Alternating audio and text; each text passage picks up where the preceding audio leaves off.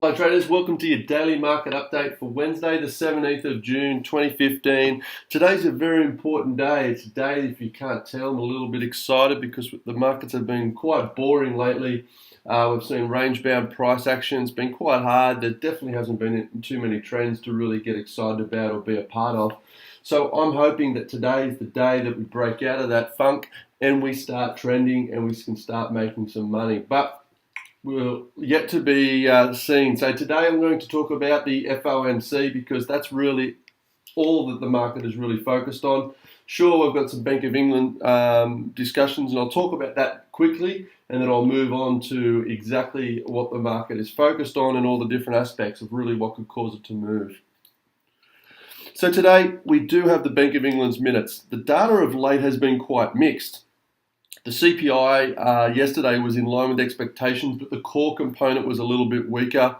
Overall, the Bank of England minutes and the employment report that we do have coming out, as you can see here, I think could actually be a little disappointing for the pound, and it could, push the pound a little bit lower, as the Bank of England really isn't going to mention anything about being impressed about the data that has been coming out, and definitely not going to suggest that they're going to raise rates in the near term, being this year.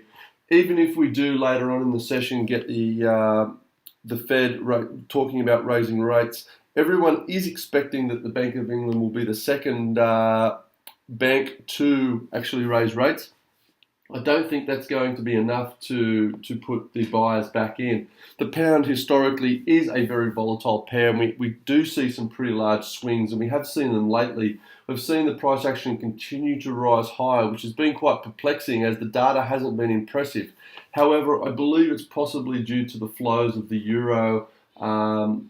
Basically the euro pound pair, we've seen money flow out of the euro and naturally gravitating towards the pound. But we'll wait and see how the Bank of England plays out. It could be a non-event, and the whole market would then be turning completely over to the FOMC. Yes, we've got some core CPI, which is typically very important for the euro, but I don't think the data is going to come out massively indifferent from the expectations. Therefore, price action will potentially be quite subdued. Consolidation has been the theme, and I think it could continue. As you can see here at 1800 GMT, we will get the FOMC minutes statement, the interest rate rise, and then the very important 30 minutes later, the Janet Yellen speech. So let me get on to that. Her speech is going to be very important. What she has to say could potentially create a big shift in the market, especially because the economic projections are coming out earlier on, and the raw statement. And there's no doubt that we are expecting some negative economic projections, and I'll get into that. So, firstly, the FOMC statement today is highly anticipated, and the market is really focused on this. And you can tell by the price action leading up to it and how hard it's been to actually spot a trend and pick up a series of pips. So we need to keep that in mind, and that explains what's going on, and that also explains really what the potential outcome could be tonight of a pretty large breakout as the market starts to move. And I'll be talking more on the charts and the patterns really soon, because we do have a lot of them. No one expects a rate hike today, but everybody is very focused on wanting to know if September or December they're going to raise rates, and if they do say that they're not going to do it this year, well, then you watch the euro fall, it'll fall like a stone, because Yellen has been building up expectations, quote unquote. Every meeting between now and the end of the year is a potential one to raise rates, and she's basically indicated previous speeches that they will be raising rates in 2015. Having said all that, there is really only two meetings, September and December, that the Fed would likely raise rates, because this one here is a full meeting with Yellen chairing and speaking afterwards to the press. Likewise, the September and December ones also have a similar format, which would be far more appropriate to raise rates and explain the rollout to the market. They won't be doing it via a letter and submitting that. So It is highly anticipated and no one expects a rate rise, but they will be looking at September and December. There's a high chance for lower economic forecasts, so we need to be aware of that. And as I've said, the economic forecast projections do come out first, and that could actually send the US dollar initially lower on the back of the fact that the Fed didn't really forecast the fact that we were going to have a Q1 slowdown. They were very optimistic and they didn't anticipate this slow. They do need to readjust their projections, and there's a big chance that they will be downgrading GDP for 2015, and ultimately that will affect the US dollar as soon as that number drops. And that could send the US dollar lower. So you need to be fully aware of that and not get caught up and carried away to instantly clicking the sell button, because it's the statement and the fact that the Fed Chair Yellen is speaking after, that could create a complete whipsaw and a 90-degree turn. Of course, it's only a guess at this point that it could create that whipsaw. Of course, she could not deliver what everyone's expecting, and the US dollar could continue to fall.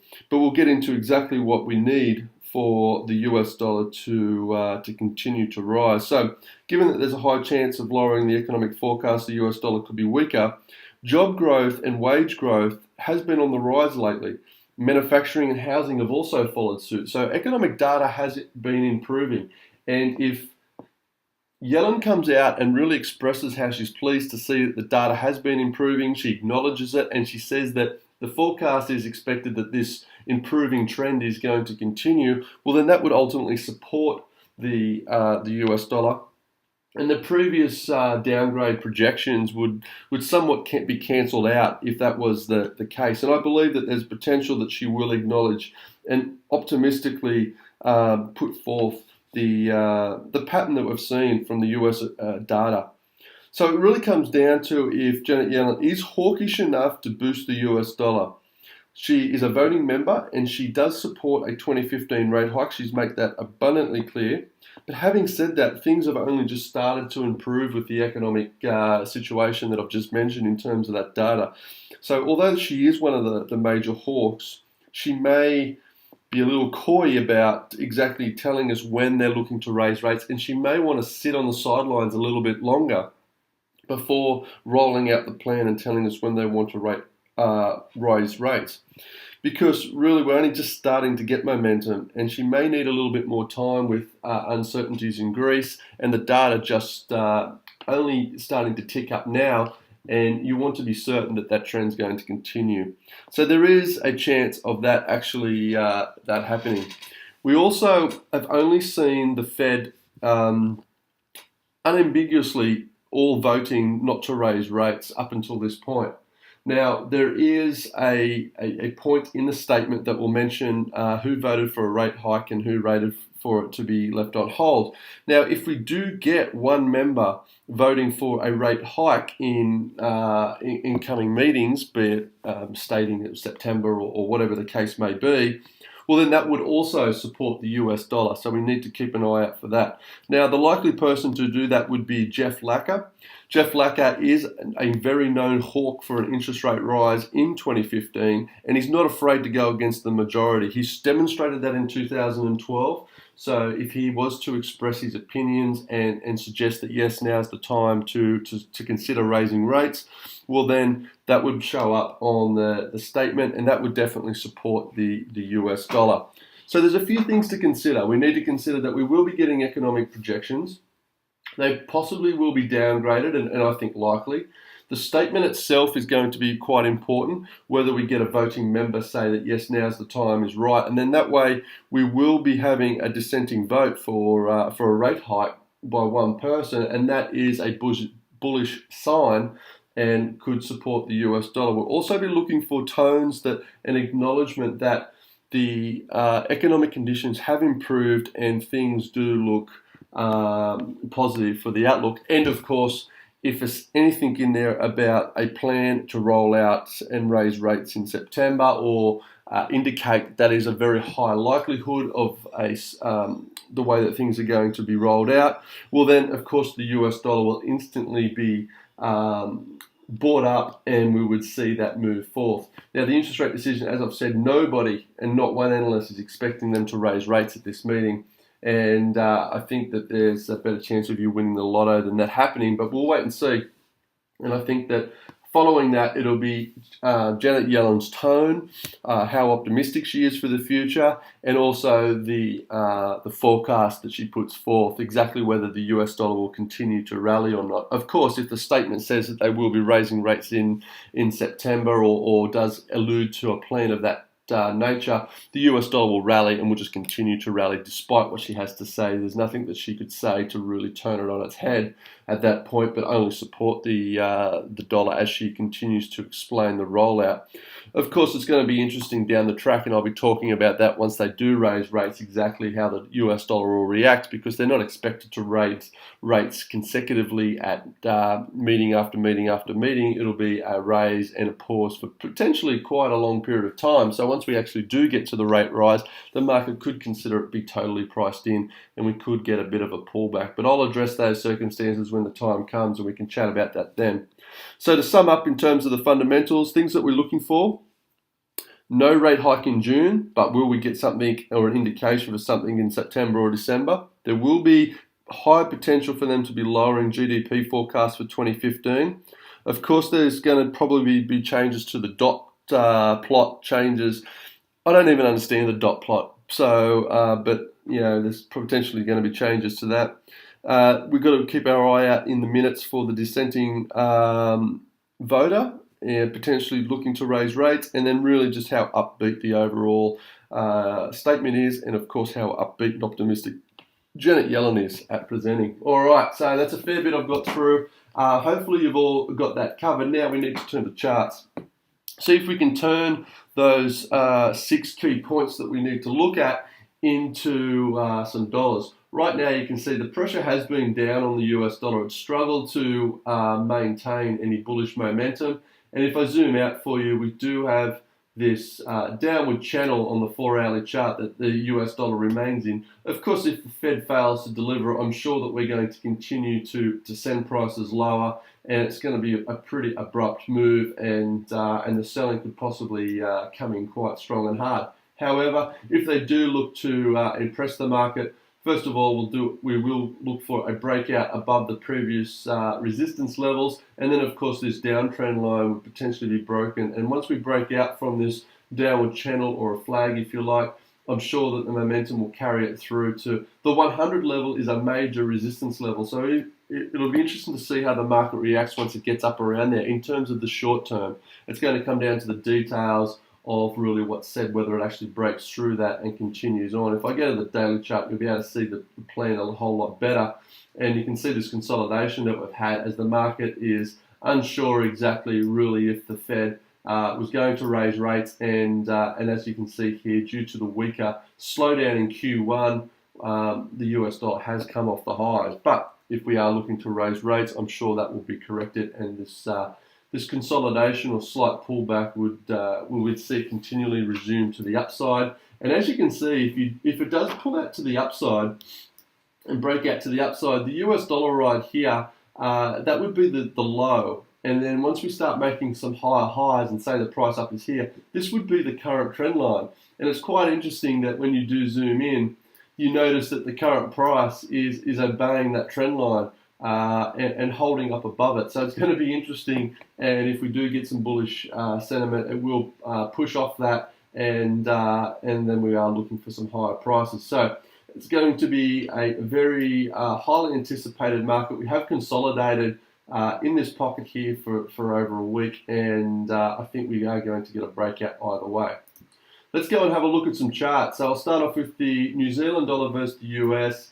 The New Zealand dollar is being belted around since they said that they're going to cut rates, and or they did cut rates, and they're potentially going to cut again. And you can see it's just sliding or meandering lower. Now, if the Fed does look to raise rates, and it is a very US dollar bullish meeting, well then obviously the New Zealand dollar will fall probably one of the most out of the major currency pairs, against the US dollar, being it is so weak. However, we could get, like I said, on the negative data, we could get a whipsaw. The price action could whip up, and then if the tone is positive, we could continue lower, providing a good opportunity to get in to sell. However, if that isn't presented, the market could continue to the downside. So for now, the New Zealand dollar is nothing but a sell. It's just a matter of working out the best place to get in. And we could actually get a bit of a spike, as I said, on that data, and it might provide something that that will offer a downward move. So the Australian dollar versus the US has been not sold off quite as heavily. We've been into this triangle pattern that I've formed here on the 4-hourly chart, and I do expect a breakout of it in today's FOMC. Until then, I think it's going to be quite consolidated, and a breakout of this triangle could open up moves for the longer term. If I go to the daily chart, you can see the Australian dollar has been under a fair bit of pressure, but we've seen a bounce, and the current highs we've sold off quite heavily, and then since then we've just consolidated. The next move lower could be as a result of today's meeting, and I expect if we do get a bullish meeting, it would be a very nice entry to get in, and for the longer term, as the Australian dollar should head much lower. And I'm quite sure that the RBA was of the opinion that the Fed will potentially raise rates and do their job for them, and there's no need for them to cut even further, as the Australian dollar should be hit hard and set lower, especially once it breaks through the major support level at 75. It's more than likely 75 and a half, or that's 75.6, but 75 and a half is noted as a major support level for the Australian dollar, and I'm sure that there's a lot of stop losses put under that, as it has bounced off it many times, and a lot of people that are bulls for the US dollar will have their stops there, and we could get a big large move once it breaks through that, opening up moves down into the lower 75 area very quickly, but more than likely 72 cents wouldn't be too far off or out of the question. So for those of you who are anticipating a solid result out of the US, a breakdown of this triangle might not be a bad entry for the long term, shorting the Australian dollar. New Zealand dollar also not a bad one to play if you are a US dollar bull.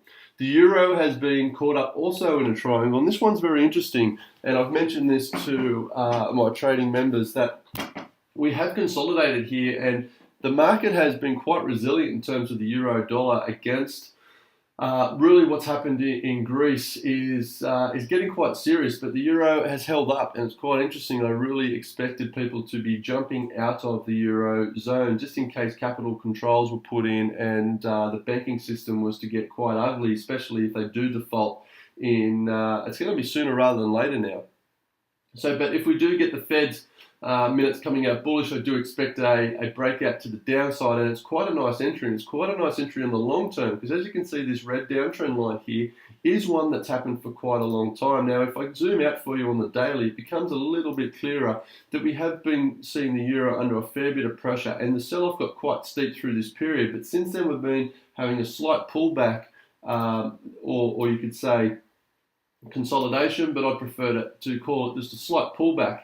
And between this period, it's really been uncertain as to what's happened in Greece. But this downtrend line that touches the highs here through here is also lining up with this triangle. And it just happens to coincide with the pattern of today's FOMC. And we're really getting to the pointy end of the Greece situation. So a breakout to the downside could be possible on the back of some US dollar strength today. So I will be looking out for that, and I am a bear for euro. Unless we do get a 12th-hour deal, then we could get a short-term bounce. So I'll have to keep an eye out for that, but it is something that I am keeping an eye on, that's for sure. The Great British Pound has been one that I've mentioned. If I go to the daily chart initially, you can see these pretty large moves, consecutive daily moves in a bullish direction, sharp moves in a bearish direction, many consecutive days. That was a history-making rally there of consecutive days in a row in the green. And then we've had a big sharp pull-off, and now we're having another big bounce, big wild swings, which isn't uncommon for the Great British Pound US. But right now, I do feel that we are hitting a resistance level. As I said, I've been quite perplexed as to this rally here on the pound, because it hasn't been driven by data, and it hasn't really been something that I believe fundamentally is desirable. But however, we are coming to this wedge, and this rising wedge pattern, I do believe we could get a breakout to the downside, forming a bit of a top. 157 is a major resistance level, and if we did get a breakout above that, I'd have to change my tune pretty quickly. But for now, I am looking for an opportunity to short this pair, especially if the Bank of England portrays a pretty negative tone on the pound, and if we see a positive US dollar session as a result of Janet Yellen, this breakdown of this wedge could be quite a nice pattern to play. So we have patterns so far on all three charts. If I go to the Canadian dollar, it's a little bit different and not quite as clear, as this level here at 123.5 to 124 historically has been a major support level, as you can see through here. We did break above it in the euphoria of the US dollar rally. We tried to hold up above it. We've failed and broken down below. And then we've come back up and we've tested the back of that level. You can see we've bounced and tested the back and we've faded away. However, that would be a bearish sign, but really all bets are off as of Janet Yellen's speech in the Fed's minutes today. And if we did get a breakout above this level, it might not be a bad opportunity to get in long on a US dollar long position. However, if the Fed does disappoint, this topping pattern could open up for moves lower, and a breakdown below 122 and the US dollar unravel could continue. The US dollar versus the Japanese yen is heavily followed by a lot of analysts and a lot of traders. It's the go-to trade for US dollar longs or US dollar shorts, just US dollar data points. And you can see it's consolidated. This is a 4-hourly chart. You can see here all week and towards the end of last week, you can see the market has really just gone nowhere. And we are within a tight 80 pip range, if that. So really, we are waiting to see exactly if we do get a breakout to the high side or the low side. And I'm sure that will open up opportunities in either direction based on what happens with Janet Yellen and the FOMC. However, the Fed's, this move, I've grabbed the wrong tool there, but just ignore this line. We did have a bit of a triangle pattern here that we did explosively break out of. And then if we do get a disappointment, I do feel that we will see support around this region and the US dollar would tank, but it would come back into this consolidation zone and probably hold up if the Fed is somewhat not providing the market enough information or telling it whether we are going to get an interest rate this year. So it's still a very large move and potential downside. Could be in the realms of 250 pips or more. We'll have to wait and see, but really there's an opportunity for a breakout here on either side of 124 or 123. Well, that's it from me. Hopefully I've given you enough information, prepared you for the FOMC minutes. I am quite excited by it, and hopefully we can all start to make some money. I'll be back again tomorrow, so until then, trade well.